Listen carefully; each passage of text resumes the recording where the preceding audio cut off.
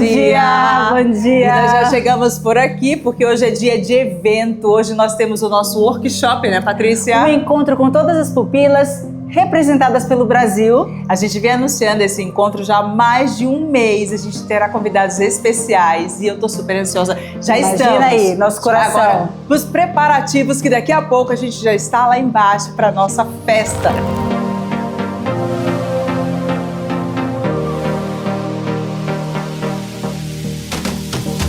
Minhas expectativas são as maiores possíveis. Teremos convidados que alguns já namorava para estar com a gente há algum tempo, mas hoje deu match, hoje deu certo. Quando a gente já chegou aqui no camarim, já tinha esse buquê de flores, de rosas, na verdade, rosas vermelhas. E sabe o que é mais interessante? É que veio de uma pupila muito querida, que ela tá vindo da Itália para o nosso evento. Para você ver que simplesmente quando você quer, você rompe as barreiras, e como ela tá vindo da Itália, ela tá rompendo a barreira aí da distância para vir pro nosso evento, para se beneficiar de todo o conteúdo que a gente vai promover no dia de hoje. Bom, eu tô aqui agora com o meu grupo de formadoras e eu tô muito feliz. Antes do nosso evento, a gente tá aqui numa pequena mentoria aqui.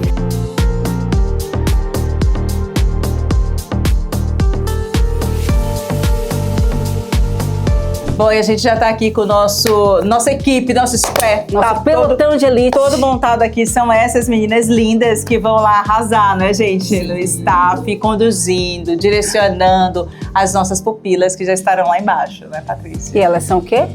Ó.